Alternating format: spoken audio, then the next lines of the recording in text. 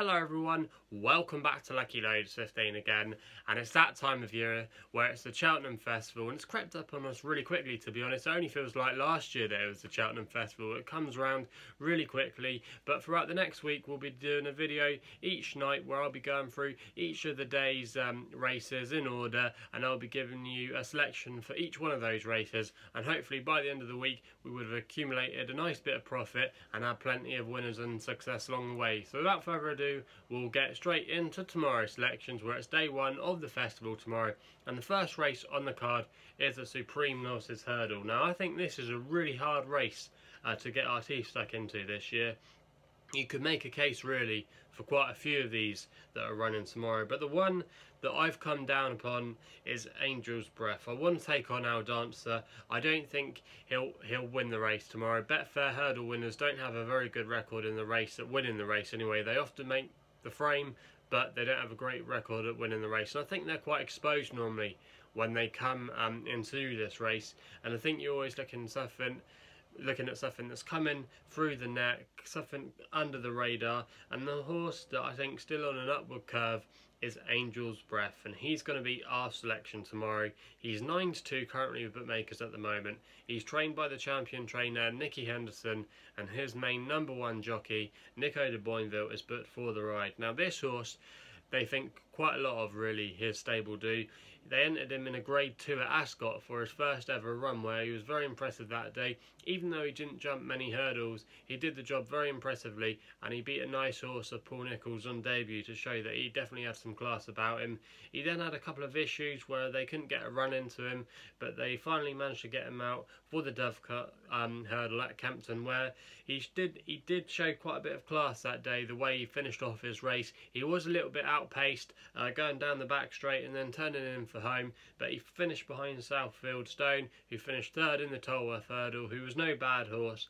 And I just think on softer ground tomorrow, where the conditions should be turning that way, they're expecting a lot of rain there tomorrow, and I think it could turn into a bit of a slog. I think coming off a strong pace, he'll definitely like that. Angel's Breath won his point-to-point on soft and heavy ground over in Ireland when he was a point-to-pointer, and I think he's still the one on the upward curve. The danger, I think, tomorrow could be Classical Dream, who is being smashed up with quite a lot of other firms at the moment for the Ruby Walsh and Willie Mullins combination.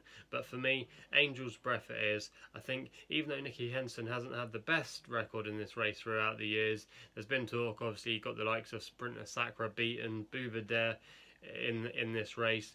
I just think sometimes it's a bit of the classic case, really, where the top trainer doesn't maybe have the best reputation in the race. But I just think Angel's Breath, he's a solid candidate tomorrow. He's the most likely improver, I think. We haven't seen the best of him by far, but what we have seen is definitely something worth noting, and I think he's going to be the one they've all got to beat tomorrow, and he's going to be our opener for the Supreme. But I could definitely make a case for quite a few others, but I've sided on Angel's Breath because I think he still represents a little bit of value at 9-2. So that's going to be our first selection for the Cheltenham Festival. We then go to the next race on the card, which is the Arkle, which is a very wide open race again this year, but the one that I've come on for my final selection for the race is Glen Forsa, who's 4-1 with bookmakers at the moment, trained by Mick Shannon, who had a winner with Mr. Whittaker at the Cheltenham Festival last year, so they know how to do it for the big occasion. Johnny Burke is booked for the ride.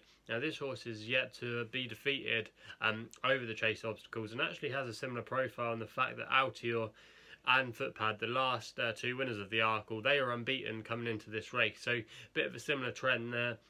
He's had wins this year at Chepstow, Kempton and Sandown, but the win at Chepstow was over 3 miles and the win at Kempton was over 2.5 miles. The Kempton form has been franked by quite a few horses in that race. The Chepstow form as well has worked out quite well, and then they took him to Sandown last time when he destroyed Kalashnikov over 2 miles, and there was a rumour that one of the stable staff of Mick Shannon that I've heard actually went into the Coral betting shop at a Sandown racecourse and put an anti-post bet on him for the Arkle before the race even begun at 40-1. So they obviously know something.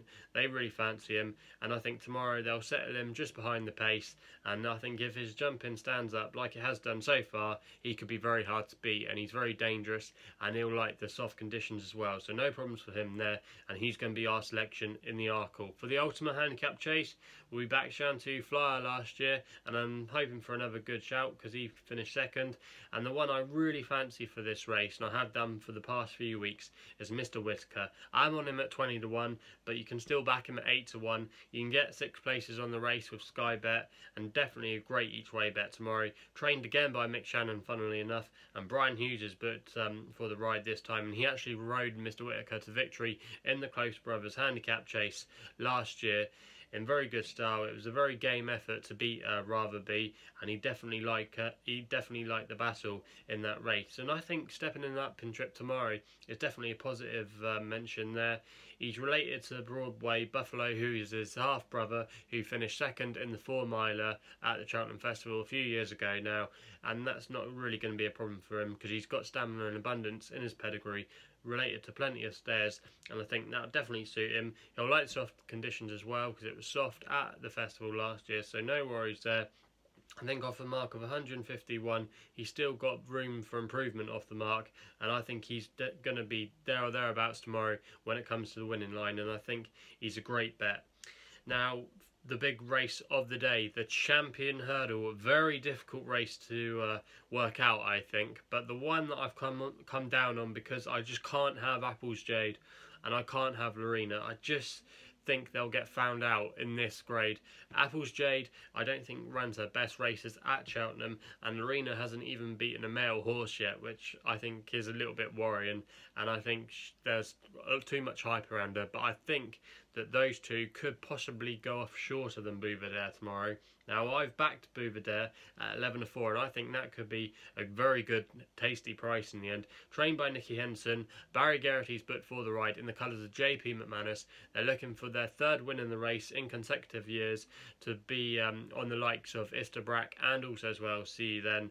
And I think this horse has got just as good chance as any to win the race, and he's definitely the one we should all be considering. Now, he's had wins this season in the Fighting Fifth at Sandown, which was probably his best performance of the season. Fighting Fifth at Newcastle, I should say. He then went to Sandown, where he won quite well, actually. I thought the Contenders Hurdle that day. Didn't probably learn a lot from it, but the form has been boosted because Vision de Flow went on to win the National Spirit Hurdle at Fontwell recently. And I just think Buveur, when he goes to Cheltenham, he's a bit of a different horse. He was maybe a bit laboured last year, but Nicky Henderson said he wasn't the same horse last year. He wasn't quite all together, but he's pleased with him this year. He thinks he's a better horse this year.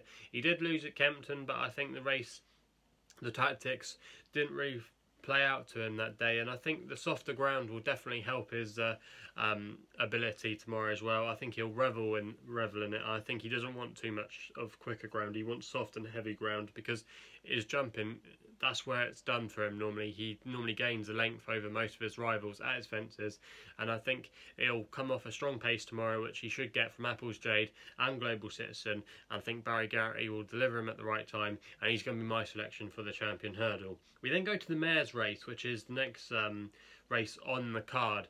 Now, obviously, Benez de Jure here, I think, is the most likely winner, but it's the Cheltenham Festival, and you don't want to be backing a short price favourite, really. You want to be looking at something with more value, and the one that I think is being well backed as we speak now, and probably will go off a lot shorter tomorrow, and is definitely the each way bet in the race, is Roksana at 10-1 for the Skeltons. Trained by Dan Skelton, Harry Skelton booked for the ride. Now, this horse has got some really good form. Finished 3rd last time out behind Buveur in the Contenders Hurdle at Sandown, and we spoke about how that had been franked by Vision de Flow, winning at Fontwell recently. Also as well, this horse last season won a decent mare's handicap at Newbury, beating some decent rivals there. Form's been franked from that race a few times. Also as well, the second behind Santini's probably just as good a piece of form as any, really.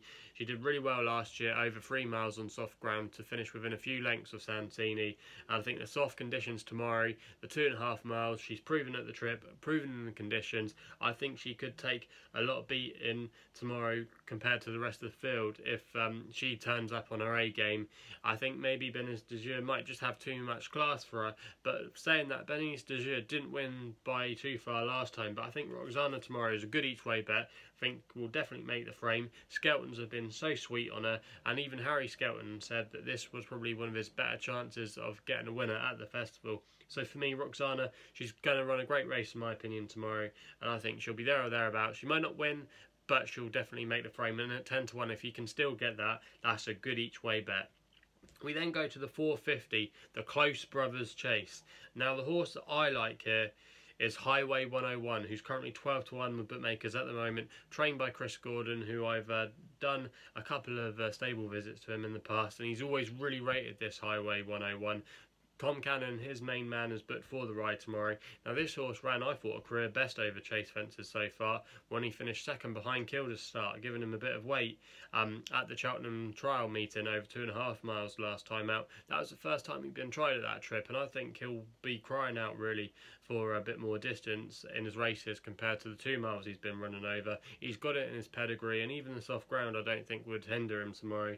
And he'll like the big race field as well. He ran a good race at Sandown last year on the final day of the jump season, where he just finished second behind Ballymoy. He has some really good hurdle form. He's got some good chase form in his back pocket this season. He ran a good race when he won the Carlisle listed chase there back in November, and he had some good form before that behind the likes of Diamond Knight, Dollars, who could have been the favourite for the Arkle. But for me, Highway 101 in a handicap, which is a bit more easier compared to what he's been running in recently, has to go well. And also that race I should mention as well, that Cheltenham handicap he ran in last time actually did produce a winner of this race, which was Mr. Whittaker. So that's definitely a good form line, and that's actually been a really good race for winners of the Cheltenham Festival in previous years. So for me, Highway 101 tomorrow. There's numerous bookmakers playing out multiple places. Highway 101, I think he's a very good, solid each way bet. We then go to the 530 for the last race on the card, the National Hunt Chase, or otherwise known as the 4 miler. Now, I do like Ballywood tomorrow. I think he's got a solid chance, but the one I've come down on because I'd really love a piece of form of his, and that's his Impulsive Star. I really wanted to be backing him whatever race he was going to be running in. He's 14 to 1 bookmakers at the moment, trained by Neil Mulholland, Sam Whaley-Cohen, a top amateur rider, probably the top English amateur riders, but for the ride. Now, Neil Mulholland's been doing really well with his stay and chases recently. Won with Walt at Kempton recently in the Grade 3 handicap there. Won also as well the Veterans Chase with Carol's Destre recently, and his yard have been in pretty good form of late. Now, this horse finished 4th in this race last year, but its best piece of form by country mile is its Betfred Classic Chase win at Warwick recently, where the form has been frank to a T. The 3rd, Cross Park, went on to win the Ida Chase at Newcastle recently, and also as well the 4th was the horse we just mentioned, Carol's Destre, went and franked the form by winning the Veterans Chase at Newbury recently. Also as well, Callet Mad, who finished 2nd in that race, had some decent form in the bag before that. And also as well, in the 5th place horse was Ultra Gold, who actually fancied to run a very good race in the cross country. So it's an interesting piece of form that's got some good substance to it. I think Impulsive Star, he might just lack the class to win the race, but he's a very solid each way bet in my opinion. He'll like the distance of stamina, and also as well he won't mind the conditions too much. He has handled soft and heavy ground in his career previously, and I just think he's definitely a big price, and I think he'll go off probably quite a bit shorter tomorrow. I could definitely see him going off maybe 8 or 7 to 1. So that's going to be my final selection tomorrow. So let us know in the comments box below what your Cheltenham Festival tips are tomorrow, where your money's going. Also as well, please subscribe to the YouTube channel here at Lucky Loads 15 if you haven't done so already, to not miss out on any more Cheltenham videos throughout the rest of this week. You can also follow me on Twitter as well throughout the festival. I'll be on Twitter. My handle is at LuckyLoaders15, and also as well I do a lot of other work for a YouTube channel called the Punters Page, and if you want to see which one of those selections will be my nap, go and check it out over there, because they'll be getting my exclusive Cheltenham Festival nap. So go and check it out if you haven't done so already. So that's all I got to say really. Please gamble responsibly. Hopefully I found you some winners for the Cheltenham Festival, and we'll be seeing you soon.